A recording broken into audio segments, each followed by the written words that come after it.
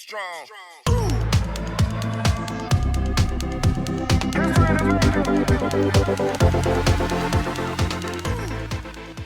Hi, welcome to Funny Minds. I am your host, Lynn B., and I am here with my insane, crazy co-host. Edward Bess. How we doing?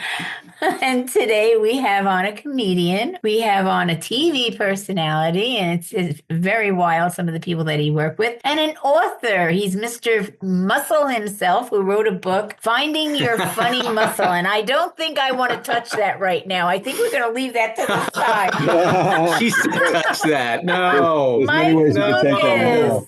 Mike Lucas, welcome to our show today. Thank you. I love that. You heard me chuckle when you said I'm Mr. Muscle. Yeah. I've got the guns locked and loaded here. Hell yeah. They're a little bit rusty and they're misfiring. Well, you'd like to be Mr. Muscle. Let's put it that way. Right. I used to be Mr. Muscle in the old days when I was lifting weights, before the hernia and the hemorrhoids. Oh, yeah. Now I'm Mr. Metamucil. Oh, join the club on that one. Yeah. Right? Come on. It just gets to the point. You pass over a certain age bracket and you start to be concerned about other things. And then you say, well, I'm not 21 anymore, but, Right? But I can still play the game. Let's go. Let's go. Oh, Mr. yeah. Muscle. Put me in, coach. Put me in. So how did you get involved with comedy? What got you started? And then to have such an array of so many different important places, really famous places and people that you were with. I'm very impressed. Oh, yeah. Thank you very much. It's been like a heck of a career. I've been very fortunate. I got involved in comedy basically when I was born. I just started cracking up adults. I just loved making big people laugh. And it was always such a thrill to get a laugh. And so I was always a nutball. I was voted class clown in my high school. I was voted also most fun to be with. So it wasn't annoying. I had 2 awards. That's good. I always have to tell the second award so that people don't think I was just like the blah guy, like who showed up and, photo bombed everybody.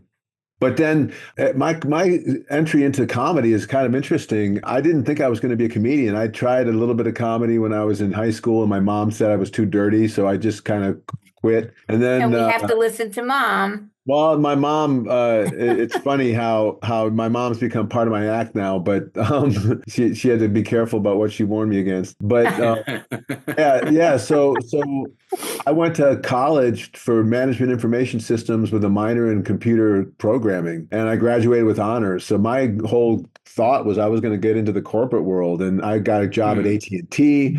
Programming computers, making your lives better eventually by quitting. I realized really quickly that that was not for me. The corporate world didn't mesh well. So I quit that job and got a job at Disney MGM Studios. So nice. That was my first entertainment job. It was corporate. Oh, wow. Yeah, so if you've ever been to MGM Studios, I did the Superstar television show where we put people in television shows, people from the audience. We'd pick them out from the crowd, and I would always play the edge on what I could, do with people because it was Disney, so you have to be really clean and you have to be very nice. Yep. But they also liked it if you were a little bit edgy, in the Disney way. So I would say things like if an old lady had her sunglasses on, the big wraparounds, I would say, the blue blockers.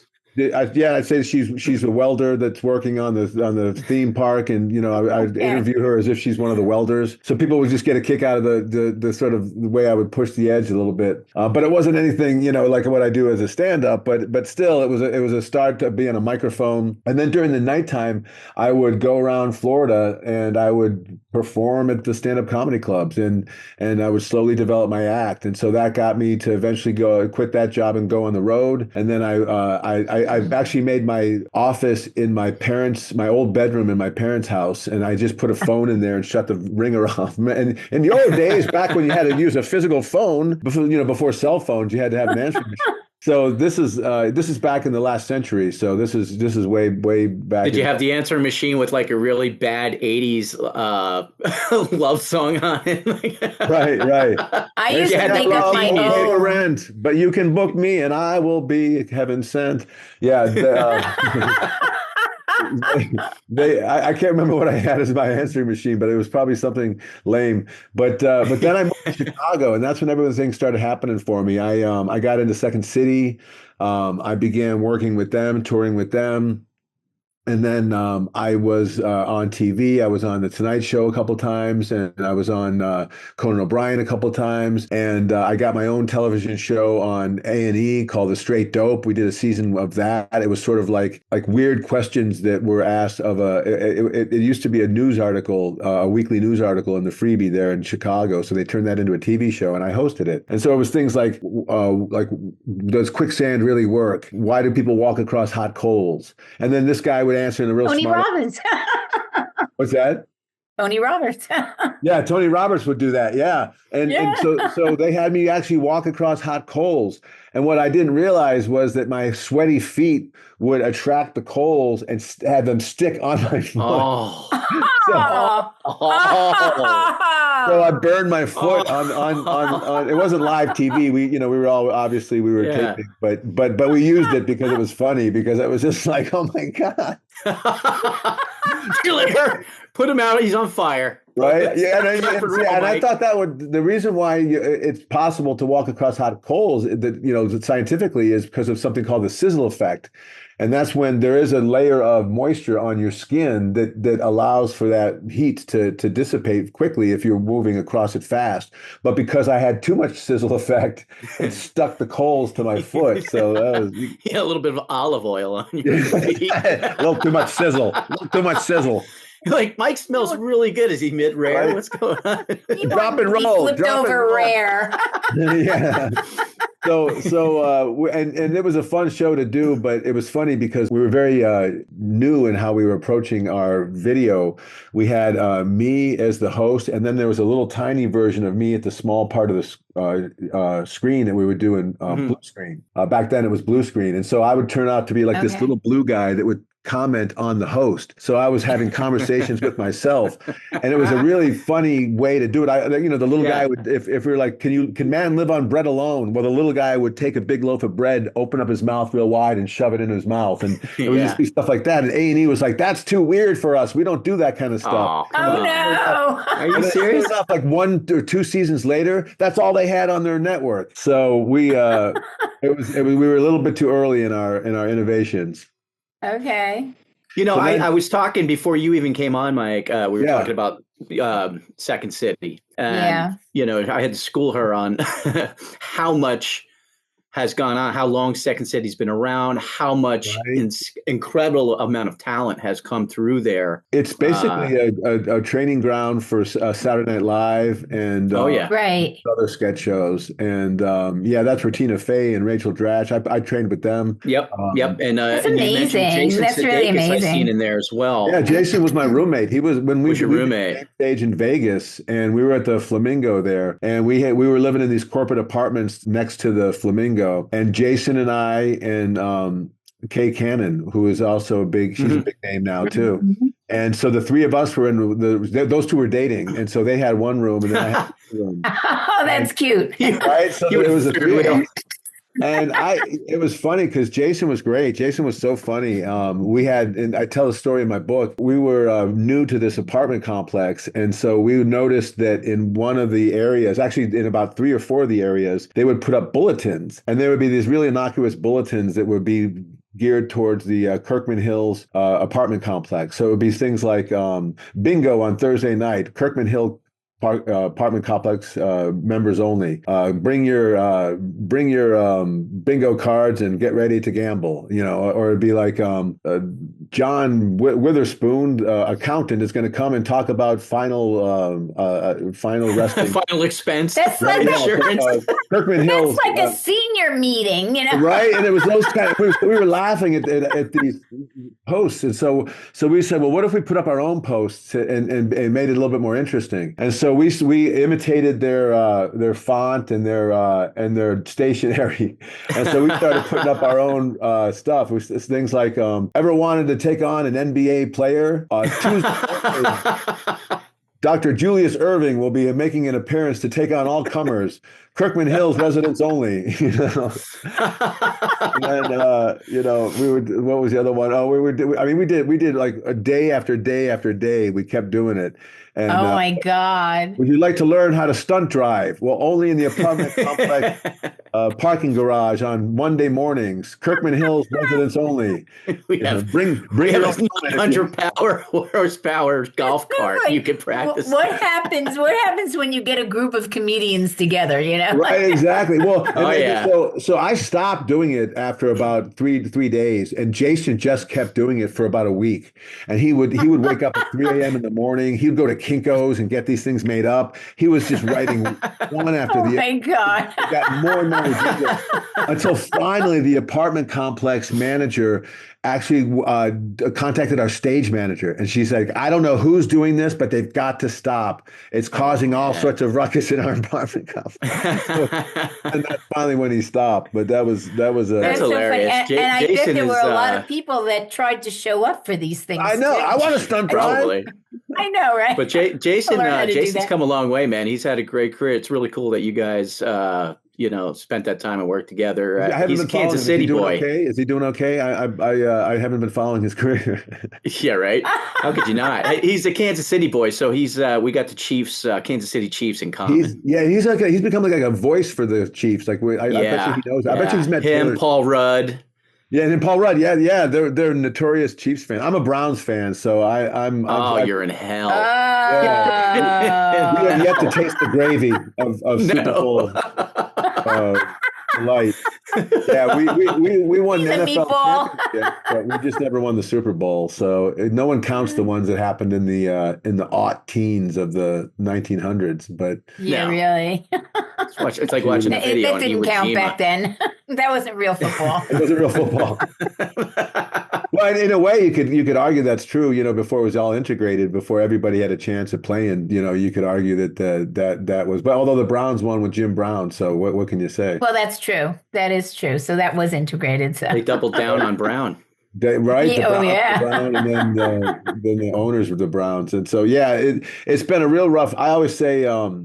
I don't feel bad for the Cleveland Browns fans because we at least have a football team again after they left. They came back, and so we have that. I don't feel bad for the players because they're making major NFL contracts. Who I feel sorry for in the Browns organization? I feel sorry for their first down marker guy. He's not allowed to move until the first down. Like that's got to be a long standing there holding that pole, just freezing cold in the winter. Oh, not up the middle. Oh, you're going nowhere. It is cold there in the winter. The one guy who hasn't been able to ask for a raise in 30 years. He's like, I don't do anything. Like, sir, we can't justify it. You haven't done anything in 30 years. Really. we in fact, sometimes you're going an evaluation. Right? We're going to take money from you. We're going to get you for the privilege of the poll. I always thought that was funny that they're poll holders. I think that's a funny job to be a poll holder. And then I was thinking, were there other poll holders that would get jealous of the fact that they're on national TV, right? Like, are there people who are like the guy who holds the pole at the road construction crew that says, he's got the sign that says stop on one side, right. It says slow down. Like, is he watching the football game? And he's like, I could do that. I could be a first down marker guy. He's not even holding his pole right. He's using a handshake grip on a vertical post. Loser. Do you think they have like an A and a B squad? Like they try out, they wind up getting put on the practice squad. That's it. Yeah, you're being demoted. You're going down to hey, Phillips, grab your pole. You're going up to the bigs. I got the call. They got to teach him how to take. Hey, listen, if they run out of bounds, you got to take that hit. You can't move that pole. You ever watched that? Oh, that's great when they have to take that hit. Oh, the refs get chiseled into the second row. Oh my God! Because people don't realize how fast that game moves, and those guys are all wearing pads, so that's yeah. And they're quite heavy. Quite heavy, these people. A little bit. And the pole holders I don't want to make anyone conscious guys. of their weight, but they are a little bit heavy. They're a little heavy. We don't want to roid shame anybody. Let's do it. I like that. Yeah, well, if you voice shame somebody, they get pretty angry. Yeah, no, let's throw them under the bus. Let's do it. Right? No, the bus wouldn't affect them. The bus would just bounce off of them. There's not enough room under the bus. No. They become just instant human ramps. Well, yeah. So then after Chicago, though, just to get back to my my boring story, I went to New York for a year, and I lived in Brooklyn, and I did a lot of the clubs down in New York, and I really didn't enjoy it. The whole attitude of New York was really vibe. I didn't like it. It was weird. Like when you ask for directions, people would be so rude. It's like, hey, do you know where the library is? Yeah, I do. Okay. Yeah. Enjoy your access to free books. Don't bother helping me. So then I moved to LA, and out in LA, it's a lot different. LA is, if you have anything to pitch, they love you. So out in LA, if you ask for directions in LA, it's like, hey, do you know where the library is? Why? What's going on at the library? Are they booking something? Oh my God, my agent didn't tell me anything. Okay, never mind. Don't worry about my library. But out there, I had a lot of fun. That's where I got a lot of my TV spots. That's where I was on CBS Radio with my wife, to be. We did a show called Cracking Up with Gretchen and the Lukes. Yep. And that was a weekly show we did where we would take weird news stories, and we would grab all of our friends from Second City and Improv Olympic who were now making it big in Hollywood. And we would have them come into the studio, and they would play the characters in the weird news stories. So right. So if you say the news story was Bill Phillips is collecting squirrels in New Jersey. So we would have one of our friends play Bill Phillips, and he would just tell us why he's so adamant about collecting squirrels. and so we had a real good run on that. And then when FM Talk ended, our show ended. That's when Adam Carolla lost his job. That's when remember that in 2008 when the housing market fell. That's exactly when the FM Talk radio station network went down, and so then we lost our job. Your wife is a comedian also? Well, she's a radio personality, and now she's just a mom now. But she was a LA radio personality when I met her. Okay. Not just a mom. I shouldn't say just because I wasn't going to say anything. You're going to be in deep trouble. I'll be in trouble. You're in trouble now, boy. She's a fantastic mom. She just had 9 kids. She knows. Not a big deal. She's great with the kids. She knows their names. It's amazing. She was on a first name basis with them. She's already way ahead of me. She hasn't lost them anywhere yet. They're still intact. It's crazy, like dads do. Like they'll come back. They'll be back. Or not. Oh, they left? What do you mean? They'll learn. I was going to put one of mine on eBay. I was trying to figure out the legalities, but yeah, I have a feeling that you're not going to get a lot of high bidders on someone else's kid. Although who knows nowadays? You might get a bidding war. You're true. bidding war on your kid. I like her. I'll pay her $2,000, $250. You know what? Never mind. So then we ended up having our babies, and then when we had our babies, we were living in Cleveland where I grew up, and I started touring and doing the cruise ships and being away from the house like almost like 3 or 4 weeks out of the month, and so that's a lot. Yeah, it was too much, and so I got tired of coming home and seeing my babies, and I'd be like, "Hey kids, it's me, Daddy," and they'd be like, "Remind us." You don't remember the face? Are you going to be a guest in our house? No, I live here. You're not the guy that was here the other night. I'm right. Wait, no. Whoa, back up. He was funnier. So I stopped touring. That was why. So for 10 years I took a break, and I just started writing, and that's when I wrote my books. My Finding Your Funny Muscle, which is how to create laughs like a pro. And then there's 2 follow-up books to that, which is Fine Tuning Your Funny Muscle, which is how to practice creating laughs like a pro. And then Flexing Your Funny Muscle, when and where to create laughs like a pro, which I say if it's Mike, we can take this to a whole other level. Well, what's funny is I never really thought about the your funny muscle being a dick joke. And then, well, because I have a very leave it to my mother mind, to bring that so one of up. course I'm going to go there. Well, of course, and you're not the only one. I found that very quickly that people were very quick to jump to that. So I thought that was funny because I never make those jokes with the book, and then I let other people make them, and then that gets traffic. So any traffic is good traffic. So that's why I said, oh yeah. So bring it on. But it lends itself well to merchandise. Oh yes, T-shirts. Come on, man. That's great merch. No, boxer shorts, funny muscle boxer shorts. Oh yeah. Oh yeah, definitely. Protect your funny muscle. So you're instructing people how to be funny in a very suggestive way. Right, yeah, and the books have been a really great seller, and those got me the job here at the Dallas Comedy Club now, where I'm teaching live students also, and I'm coaching one-on-one, and then I'm also getting back on stage. I'm back to doing stand-up comedy again, and I'm back because my kids they're teenagers now, so they're at the age where they're like, Dad, you need a hobby, you need to get out of the house. Yeah. How many children do you have? I have two. I have a 13-year-old and a 16-year-old. Boy, girl. 13-year-old son and a 16-year-old daughter. Okay. So, yeah. So you better get out there and start making some more money. Yeah, really. Because eventually they're going to want BMWs and probably a down payment on a townhouse. And they can want all that. They can have all those wants. They can share that with me. We all want that. True. Are you literally in Dallas? Yeah, I'm in Dallas now. This is where my wife grew up. She grew up and we're okay. Oh, okay. Now the club that I'm in here, this is Brad Garrett's club. I use that as my background because it's such a gorgeous club, and I'm hoping that if he sees it someday, he'll book me there. Yeah. Is it downtown? You hear that? This one's in Las Vegas.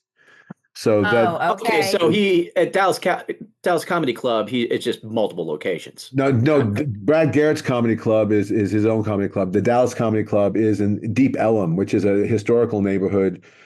Deep Ellum, the ancient Native American word for no parking. Yeah. It's a real rough spot there. I don't know where they got that from. Oh, yeah. Right. Yeah. Okay. Yeah. No, park the horse. But don't tie up your horse to my thing. Right. Yeah. Deep Ellum is a great historical neighborhood in Elm is the street that it's on, but they because of the southern dialect that they had, they called it Deep Ellum. So they eventually changed the name to ELLUM, Ellum, because of the mispronunciation of it. And so that's where the club is. Cool.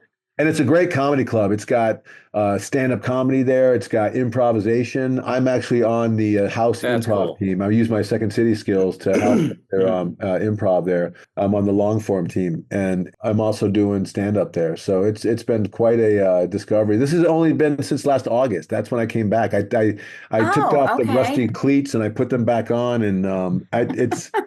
Have you ever taken a break from the world of funny? It's you get rusty. You really do. The timing's off. So it took me a while to get back into it. Yeah. Between for me, music, but it's the same thing. I mean, if you step away, you're doing it. You're 100 miles an hour, and then you step away. You're always going to have that issue. Right. You're always going to find yourself back in it. It's funny, but right? then you're like kicking yourself, like, Yeah, but it's like riding a bike. You don't forget. You just have to it comes back get back into it. You're right. Yeah, you really don't. You. It's like it almost feels like when you put what are those called? Where you're running on the stationary treadmill. The treadmill. Treadmill. And when you put a treadmill on real fast, and then you get off the treadmill, and then you try to get back on it. You're like, oh, Jesus. That's what it's like to get back. Face plant it and you go viral. You're like, whoa, okay. Then you get back and you get back into your speed again. But you have to face plant a few times. But that's comedy. I mean, you know that, right? Yes. Right. Bomb. Then you're not trying hard enough. No, you don't, and you don't realize it because you could watch, really good comedians like yourself and all the professionals that are out there make it look. By the time you see them, or we see you, you make it look so easy. But if you go out and you actually try comedy, you realize very quickly. Yeah. You watch at the open mics, and it's very, very challenging. Yeah, I went to a comedy you have club to take that beat down. Yeah, I went to a comedy club with my friends about a month and a half or so ago, and the opening act, is usually not that great. And it was a young guy, but he was really cute, and he had some funny things to say, But that's funny. How'd you like my act? Dallas too. But You're cute. I know. the middle guy was That's what I was going for. hysterical. He was Isn't that absolutely something? hysterical. And then the headliner came on and bombed. Oh no, he couldn't follow. Yeah, Oh she Wow. just no. Everybody loved bombed. the middle act and he couldn't follow up. Yes, yes. The Did he guy acknowledge was the middle act so as having funny. done good? Did the headliner at least say give it up for the middle act and let him know? No, no, See? no, no. And That's she No. it. didn't even come out after the show. You know how they come out and they talk to Right. everybody and what have you. She didn't come out after the show, so I I was think very surprised. I'll But skip the handshakes. She just wanted to get paid yeah, back to the hotel. I think at that point yeah. you're like, Yeah, if that's you what doing this bomb, one. that's a rough night. And you know what? She's gonna have to live with that bomb all the way till the next time she has a good set. So that's rough. That's true. I mean, I was shocked because usually your headliner is, really, really good, but Interesting. Yeah, and you can very follow a really good interesting. act if you acknowledge that they did well and then you do some Mhm. callbacks to what they did, you can get the crowd on your side because they're like, "Oh, Oh he saw it yeah. too. He liked that middle act too." Yeah. Yeah, but But the no, it crowd, was if you sad. don't do that, the crowd gets mad because they're like, "Didn't you see I what this guy just did?" We were laughing so hard, and then Yep. all of a sudden, boom. And it was like everybody was just Crickets. like she'd say something, and there would be dead silence. Oh no. And she'd say, "Is anybody alive in here?" And it still would be dead silence. You Like couldn't even get it laughs was, with the making fun of not I getting know, laugh tracks. I Oh know, it no. was funny. That was so That's when you just sad. We whip out hate a you. couple. Yeah. That's when you whip out a couple sock puppets and you just go, all right, let's just go. Let's What's just do happening this. to us? I don't know You either. suck. I don't know. But you Nowhere. used to spank me when I was a kid. I don't know. You can just go nuts. Like going to like, I'll spank you now if you don't At shut that up. point, it's like if they don't laugh at that, then you must just get it's not your night, man. Right, I right. But it's tough. know. Comedy is a little bit different in a sense, and I say this for the fans out there because you're solo, you're out there. It's just you on an island.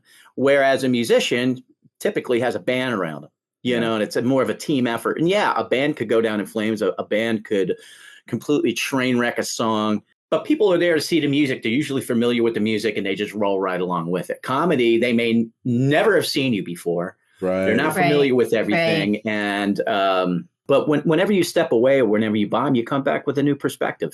You learn something from it. I hope you do. Yeah. You go That's back to why the drawing board, you got to and just record figure all what your did I do sets. wrong? Yeah, record Yeah. your sets I and mean, it can't record, be yeah. like you can't say like the whole audience was like really rotten because that's not entirely true, So you gotta everyone look in that crowd elsewhere. sucked. I was I know wrong. Everybody. Awesome. The problem You might do be an exit. You do an exit poll and you find out, no, I was wrong. It was 100% all sucked. They all hated it. They all hated it. Yeah, well, a poor comic blames the crowd. It's funny. Yeah. I always talk about that when you do an open mic and you go up there and you just eat it because you're trying some new material. You didn't get them well and whatever, and so you can very easily go, oh well, this crowd must suck. But then I'll go off stage and then someone else will go up and kill, and it's like that same exact. Right. And you're like, oh, so it wasn't the crowd; it was you, my friend. Right. It was. Your children have any kind of comedic Oh yeah, they're my bones daughter in their body that they'd like to move on with it, or no? Well, I don't know if they want to be comedians, but I know my daughter is at the she's at what's called the Booker T. Washington High School, which is have you ever seen the movie Fame? Oh Yes. Yeah. It's like one of those high schools, and she's there. Okay. And so she's really enjoying her time there. She wants to get into sort of costume design and set design. Oh wow! Oh, all right. Yeah, That's good. She's really really creative, and she's sort of a goth girl. So she's loves to dress in that. Yeah. Fashion. And then my son is in the theater program at his middle school, and he's funny. He's a card, and he just came up to me the other day, and he's like, "Dad, you never told us you were on the Tonight Show." And I was like, I was waiting for you to find out, my son. I was waiting for you to find out. And he was like, that was awesome. That was cool. And so I brought them to the comedy show to watch me do improv. And they loved it. They thought it was really interesting. It was weird, to have my kids watch me do the thing that I love doing, instead of it being, The other way around. I'll be honest with you. I think improv is I think so much fun to do, but also to watch. And I think it's a super cool thing for kids to even try. Because I think kids are perfect for it because they're just They're like little drunk human beings, and they're completely creative in an off the wall way where for improv it lends itself well. And once they get comfortable, they're uninhibited, and that's what yes, you need they to are do very much so. Yes, yeah, and the children that you teach, or are they children, or you just I have teach classes? adults. I teach Adults. Okay. Yeah, I teach people that can curse. Okay, a little bit more fun. A little more fun. It's a little more up my alley. A little bit more I speak adult that language. Right? A little my potty language. But yeah, I teach adults. And it's interesting because I get people who are all the way from 18, 19, 20 to all the way up to in their 50s and 60s. Oh, yeah. A lot of people are trying to get this off their bucket list. A lot of people have toyed with the idea of doing it, and they never had the guts, and the class is the way they do it. Other people have done it, and they hit a wall, and they don't know how to go past where they're getting. So the classes help them break that wall. Okay, that's good. Yeah, but it gives them an opportunity to at least dip their toe in the water, which is very tough with obviously you could go to any open mic once you hit a certain age, but improv is just not offered, unless you go to a theater school or unless you're doing something like you're doing, which is phenomenal. Yeah, and at Dallas Comedy Club, they have a weekly improv jam that you can go for free, and you can go up and work out. But other than that, you have to kind of take classes. And the great thing about our classes that we teach is they all involve a showcase at the end. So you're gearing the students for a 5 or 10 minute set that they're going to be doing. So that's what sort of a lot of why we're doing the class is to gear them towards the showcase set. So then it's like doing an open mic, but under a real protective circumstance. Sure. Okay. Yeah, and you're building up to that moment where you're gonna. Do you find a lot of people that have a natural talent towards it and just need a little bit of a push to get out there, or? Well, a lot of times people have a natural talent, but then they got busy with other stuff. And so this class is a way for them to get serious about something that they've always been wanting to do. Other people have natural talent and they hit a wall because they don't know how to turn that natural talent into, making strangers laugh is different than being funny to your friends. I always say, no, really, yes, you're right. That's why I teach something called the comedy lens, and it's an idea that I came up with for the Funny Muscle book series. And comedy lens is basically your brand. It's the way that you look at the world, so that your comedy can be original and memorable and relatable and funny. And if you don't have a comedy lens, you're basically just a corner quipper. You're somebody that just does bits that have nothing to do with you. They're just funny to like puns and dad jokes and things like that. Whereas when you have a comedy lens, you really take your own reflective self and you put it on your jokes. That's why people like Jerry Seinfeld, the man who makes a big deal out of nothing, has a comedy lens. That's why people like Roseanne Barr, the domestic goddess, has a comedy lens. I liked her a lot. Comic has one, even though they don't announce it out loud typically, and so that's what I teach in my classes is how to begin to develop your own comedy lens, and then that way you can be original and relatable and funnier, because it's those when you're talking about your own self, you're funnier. When you're coming from your own angle, you're going to be funnier. I always say that you're funny. If you ever watch a sitcom, the first season of a sitcom is never as funny as the second and third season of a sitcom, because by the second and third season, you know the characters. But the first season, you're kind of like going, okay, who's this guy? What's he going to do? Oh, that's Kramer. Oh my God. When Kramer enters the room, he slides in and he goes, hi, he's Big Jerry. And then by the second season, you're like, oh my God, before Kramer says a word, you're laughing already. Yeah. Well, your comedy lens gives you that sort of relatability that the second season sitcom star has. It very quickly gets you to be known by the audience so that you can have that relatability to them. That's what it's all about, is relatability. Yeah, that's very interesting. Yeah. People can identify when you talk about your children, you talk about it, and right there in the room, you've now captured 80% of the people in there just by that alone. And you're like, I know your wife or your mother. Yeah. And the other thing is comedians that are very good writers versus ones that aren't. You know, Well, I've if you're noticed not a throughout the good years. writer, you're not going to be a good comedian. That's what I teach my students. I said, just so you know, this is a writing class. If you want to not write and be funny, go take improv. Improv, you just show up and you listen and you yes and you heighten. In stand up, you have to write something down and you have to repeat it. Oh, we have to do the same jokes over and over again until they get them right. That's why, Lynn, you were talking about the comics who are professional, who by the time you see them, everything's polished. Well, that's because they've done reps. They've done over and over and over. Right. Bill Burr had watched his special. He's worked that material out dozens and dozens of times, if not hundreds of times.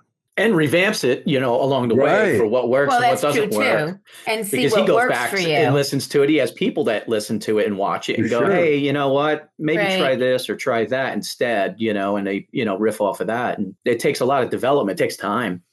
Yeah, it really but you do get beat up in the beginning. Yeah, and then you eventually figure out why you're funny. You figure out your comedy lens, you figure out your delivery style, and then you figure out the things you like to talk about. And then when you have that, you start to begin to have a little bit more material that you can draw from because it seems more obvious to you. Well, who were people that you emulated as comedians as you were coming up? Yeah, one of the first idols I had was George Carlin. And to say it, Bill Cosby. Yeah. Bill Cosby was a wonderful stand-up comedian, and he did a lot of act-outs like I do, and the same with George Carlin. And so I love the two of them. I loved Richard Pryor. I loved Lenny. Oh, yeah, I loved him too. Richard Pryor was a great storyteller. Lenny Bruce was one of the first people. I didn't find Lenny Bruce till a little bit later in my career. And he was somebody who was one of the first observational comedians. He went from being shticky, you know, hey, bada bam, bada bing, kind of a corner quipper, to being really real and talking about his life and about what the life of musicians and strippers and eventually his own legal troubles because of his. Yeah. And Lenny was one of the ones that was really edgy. Yeah. For that time. Well, for that time period. Yeah, he was. I think if you listen to him now, you'd be like, oh my God, they were concerned about this stuff. But at the time it was a breakthrough. And then, you're right on the head when you mentioned the top three, Bill, George, Richard. I mean, for me, the same three. Yeah. But I used to, like you, probably listen to some of their albums. Oh yeah, the albums.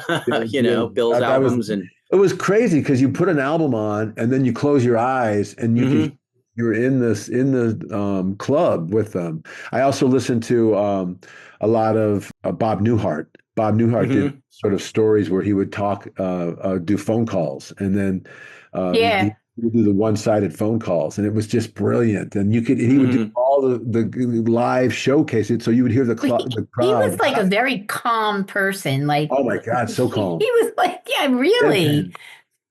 Deadpan. Absolutely. That was it. Deadpan. Yes, definitely. Yeah, when he did the bit about the security guard that was working at the tower when King Kong attacked it, the Empire State Building. It was his first night on the job, and he's calling his boss, going like, "Listen, I've got a situation here. I normally wouldn't bother you, but this is a big deal." Oh, funny. I looked under unintended. You're like, what? A gorilla? Yes, an actual gorilla. Just a bigger one. Unacceptable guests. It wasn't under that. I looked under, it is funny. So, yeah. No invitation, da-da-da. And then I discovered Steve Martin. And when I discovered Steve. Oh, yeah. Oh, love him. You can be a wild and crazy guy and just be weird. Oh, God. Happy Feet. Oh, my God. The first time I saw that, I fell off the couch. I laughed. Oh my God! I'm getting happy feet. Oh my happy God! Feet. It was hysterical. And he was one of the first out there doing like arenas, right? Back in that time, it's no picnic to do those big rooms. He said that there's a really weird thing that happens when you tell a joke. Typically, you have to listen to the audience, hear the joke, and then react to the joke. And then as the laughter is subsiding, you start your new joke. And there's a timing to that. But in the arena, Steve Martin was saying that you tell your joke, you get listen to the joke, and then they react to the joke. And then the people behind them have to listen and react to the joke. And then they push it back. So there's an extra beat to the rhythm. And he said it throws it off. Oh, I could only imagine. Right? Yeah, It's like really. I can't wait to complain about those types of things. Yeah, Yeah. you should only be so, What a great problem to unhappy with have. that I kind don't of want to remark. do the garden again. Oh no, it's Okay. so God. difficult to Oh my listen to all that God. What's next? laughter. You're gonna make me do the stadium? Come on. Yeah, I grew up So on all those guys. what else is going to be new for you, Mike? What, besides, do you have another book coming out? Are Yeah, you just really, believe it or not, thank you for mentioning that. I just released a new book last week. It was this is not a comedy book. This is my okay. first This is my first novel. This is my first attempt. Oh, I call it, like those books that you read at the airport where you buy them at the airport gift store, and then they're so like in rapturing that you finish it before you land. It's like I want to write a book like that, like Jack Reacher books, like those books. They're easy to read. You just go. Brrrm. So I wrote a book. It's a martial arts vigilante crime thriller called Spin Kick: The Hiss of Death. So this book is a 340-page book, and it's a great book. It's got 5 stories that all come together into one complete story. I don't want to ruin it for you, but okay. it's a great book, and it's got martial arts. It's got drunks in it. It's got stand-up comedy in it. I was going to say it's got to have some kind of comedy in it. It's definitely, yeah, the antagonist is a stand-up comedian, so we get to go through his twisted world, and but Ted is the main protagonist. He's the hero, and he's great. He's a spin kicker who's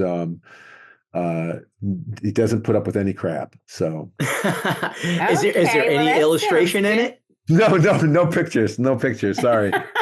You have to build them up in your I figured mind. for shits and gigs, you might throw one in every 5th page or something like that. Right, something really crazy, It's funny. What I do have in the book is the little spin kicker is on the head of every chapter, so his little silhouette is there. So at least that's cool to stare at. Okay, that's funny.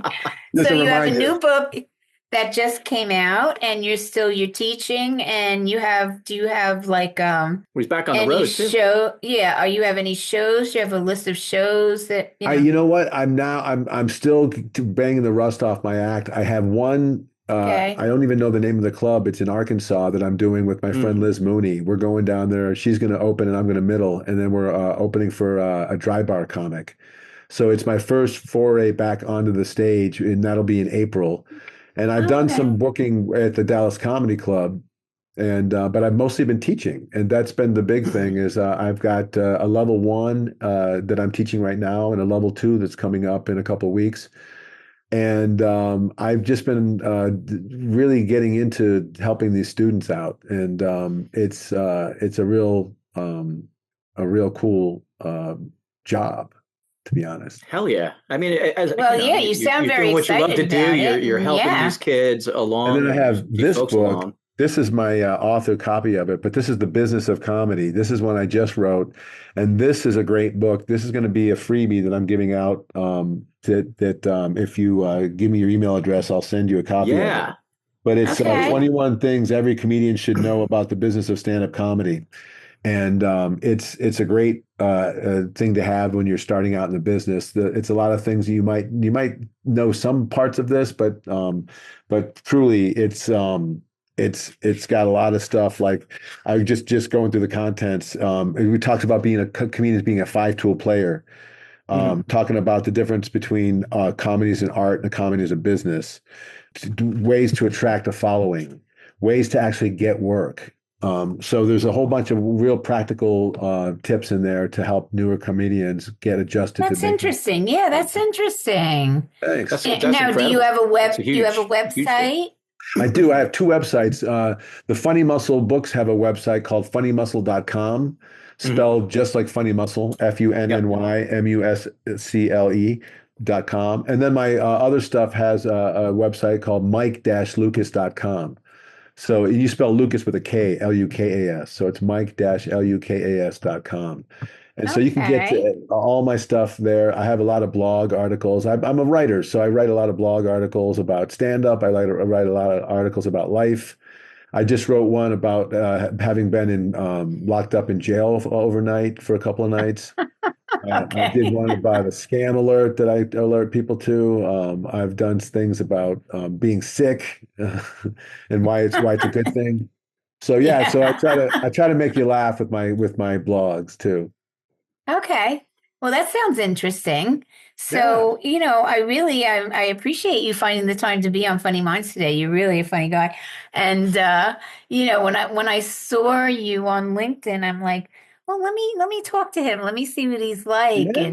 Yeah. And you were just so pleasant. And I was like, I really like this guy. I want him on my show, and I'm so happy that you came on. Yeah, this is the time of the show, Mike, where she flirts with everybody. Nice. I don't flirt. You just got to write it out. I just tell people straight out. Go on. Tell me what you like about me. Tell me what you really think, Glenn. Talk funny muscle to me. It was really a pleasure to have you on. I love having Thank you comedians. so much, I love Lynn, having comedians and musicians on. They're so much Mike. fun to be with, And I will email you for that book because I'd love to. Yeah, I will too. I'd like to read it myself. Rock through that. But so we are funnyminds.com, and you can find us by going into funnyminds.com. And if you go on our website, there are two organizations that we're very fond of, and that's St. Jude's Children's Hospital and Breast Cancer. And there's a big purple button. If you'd like to donate, you can do that.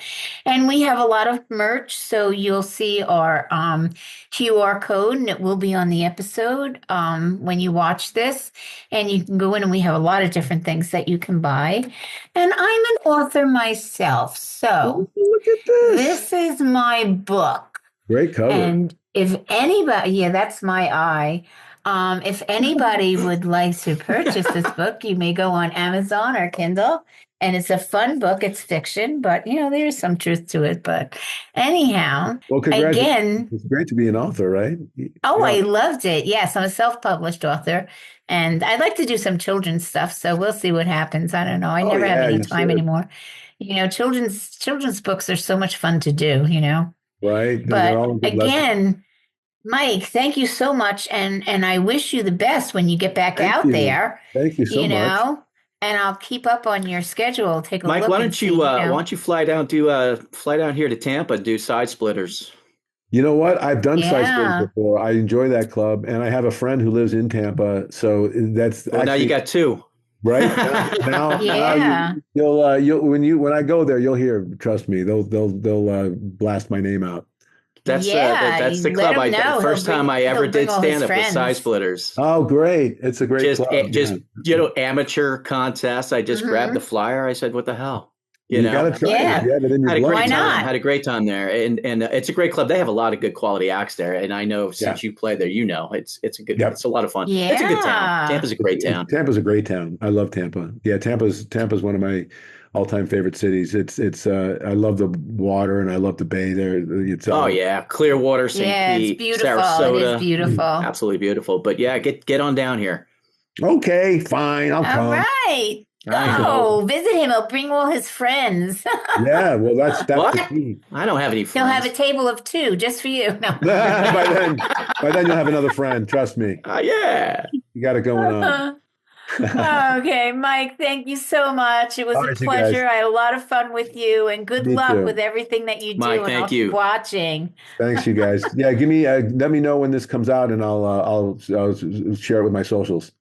Excellent. Very good. Thank you so much, Mike. All right, bye-bye. Be well. Take care of those kids. I will. Take care. You too. Bye-bye.